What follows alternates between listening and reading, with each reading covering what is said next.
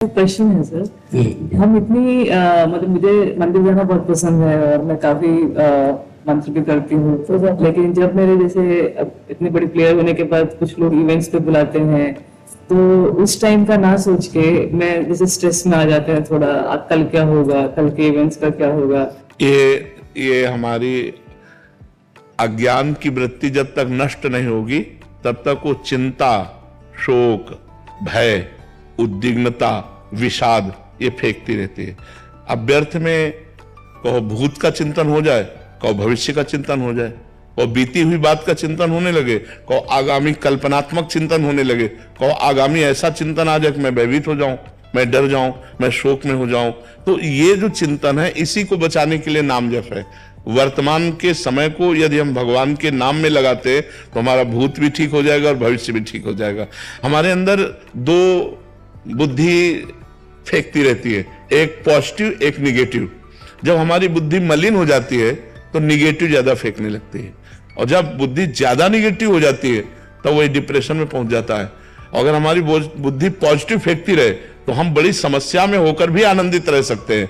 तो वो पॉजिटिव कहां से आएगा? वो नाम जप से आएगा। अगर हम राधा राधा राधा, कृष्ण कृष्ण, राम राम, जो नाम प्रिय है वो नाम जप करें और पवित्र भोजन पावें तो हमारे अंदर पॉजिटिव, तो फिर जो भय है, जो शोक है, जो चिंता है, जो उद्विग्नता है, ये फिर हमारे अंदर नहीं है। हर समय हम प्रसन्न रहेंगे। देखो जो भगवान के भक्तजन होते हुए कैसी भी परिस्थिति हो वो प्रसन्न रहते हैं, क्योंकि उनकी निगेटिव सोच खत्म हो जाती है, पॉजिटिव ही रह जाती है। तो पॉजिटिव में हर समय आनंद आता है। ये आदमी गाली दे रहा है, भगवान ने कृपा करके इसको भेजा है, मेरा कोई पाप है जिसको निवारण करने के लिए इसको निमित्त बनाया, और ये गाली, उसके प्रति भी बुरा नहीं सोच रहे, भगवान ने इसको निमित्त बनाया और वो हमें गाली दे रहा है तो हमारे किसी पाप का मार्जन हो रहा है। राधा राधा राधा राधा, वो शांत हो गया, वो बुरा ना उसका सोचा और ना वो कोई अंदर निगेटिव बात आई, एक आनंद आ गया। तो हम हर परिस्थिति में आनंद को प्राप्त करें, इसलिए नाम जप करो, खूब नाम जप करो।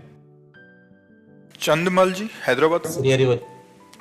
महाराज जी, संसार में दो व्यक्ति एक दूसरे से अगर प्यार करते हैं तो उन्हें आनंद की अनुभूति होती है, ऐसा ही प्रेम भगवान से क्यों? आनंद की अनुभूति कहाँ होती है? आनंद की अनुभूति नहीं होती, मोह की अनुभूति होती है, राग की अनुभूति होती है, काम की अनुभूति होती है। आनंद तो नहीं है। अगर आनंद हो तो एक बार मिलने के बाद प्रतिपल बढ़ना चाहिए, और यहां देखा जाता है कि एक बार मिलने में जो हर्ष होता है वो दूसरी बार में नहीं होता। तीसरी बार, चौथी बार, 10 बार, 50 बार, जब 1000 बार मिलेंगे तो वो कम होता चला जाएगा, होता चला जाएगा ना, तो वो आनंद नहीं है। आनंद तो प्रतिक्षण वर्धमानम, वो तो प्रतिक्षण बढ़ता है, वो सिर्फ भगवान से मिलता है। अब रही बात, यहां हम आपसे मित्रता करना चाहें या किसी से प्यार करना चाहें तो करने में सहजता है, क्योंकि आप हमारी बात सुन रहे हैं, आप हमारे को देख रहे हैं, हम आपको देख रहे हैं, तो हमारा लगाव हो जाएगा। लेकिन परमात्मा दिखाई तो दे नहीं रहा और हम उनको प्यार कर रहे हैं, ये उत्तर भी नहीं आ रहा। भाई उत्तर अगर आ जाए ना तब तो नाच पड़े। कोई झलक नहीं मिल रही, कोई चमत्कार नहीं दिखाई दे रहा, लेकिन आप जीवन मुक्त हो जाओगे, आप निश्चित परमात्मा को प्राप्त होगे। इंतजार करो, धैर्य पूर्वक नाम जप करो। इसीलिए कठिन है कि वो हमें दिखाई नहीं देते। यार दिख जाए तब तो फिर सब लुट जाए, इतने सुंदर हैं, इतने प्यारे हैं कि अगर वो दिख जाए तो सब कुछ लुट जाए। मतलब अब सुन सुन के तो चल रहे ना, हम लोग सुनी के चल रहे हैं एक दूसरे से।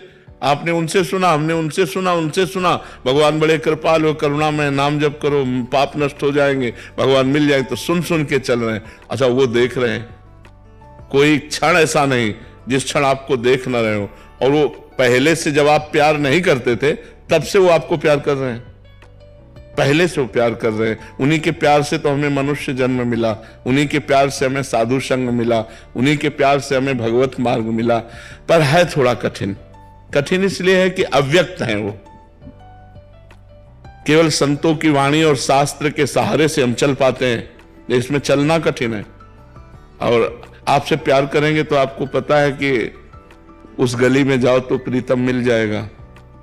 वो खिड़की से ही झांक कर अगर एक बार देख लिया तो तसल्ली हो जाती, देख तो लिया। अब यहाँ राधा वल्लभ जी जब बिहारी जाओ कुछ बोल ही नहीं रहे फिर भी थोड़ा तसल्ली तो होती, चलो देख लिया, पर कुछ उत्तर नहीं मिलता। नहीं कि मुस्कुरा दे, कहो कैसे हो आप, अरे प्राण गंवा दे अगर ऐसा बोल दे रहे कि आओ तुम्हारा इंतजार कर रहे थे खड़े खड़े। देखो हम लोग बैठ जाते हैं लेकिन प्रभु खड़े रहते हैं, हमारे लिए ही तो खड़े रहते हैं, पर बस थोड़ा पर्दा डाले रहते हैं माया का। अब जिस दिन माया का पर्दा हट गया तो जिन जिन के सामने से हटा उनकी दशाएं पढ़ लो, इतिहास साक्षी है, रो रो करके भूमि को गीला कर दिया। इतना आनंद समुद्र है, इतना आनंदमय है, इतना सुंदर है, अच्छा हर जगह है और सबको देख रहा है, पर हम नहीं देख पा रहे, इसलिए हमारा प्यार मतलब भटकता रहता है। नहीं भटकता है, कभी स्त्री में, कभी पुरुष में, कभी पुत्र में, कभी धन में, कभी ऐसे। और अगर दिखाई दे दे तो पूरा प्यार से समेट कर भाग, क्योंकि सुंदरता की सीमा है, सुंदर है, सब कुछ है, तो हमारे इष्ट हैं, हमारे अंशी हैं, हमारे सगे हैं, तो हमारा मन उनमें लग जाए। पर समस्या बस यही है कि वो दिखाई नहीं देते। महाराज जी भक्तमाला आदि कथाओं में और आपके श्रीमुख से सुना है कि वो बात भी करते हैं महाराज जी, श्रीनाथ जी। हाँ, वो स्थिति प्रज्ञ महापुरुष जो सिद्ध महापुरुष है।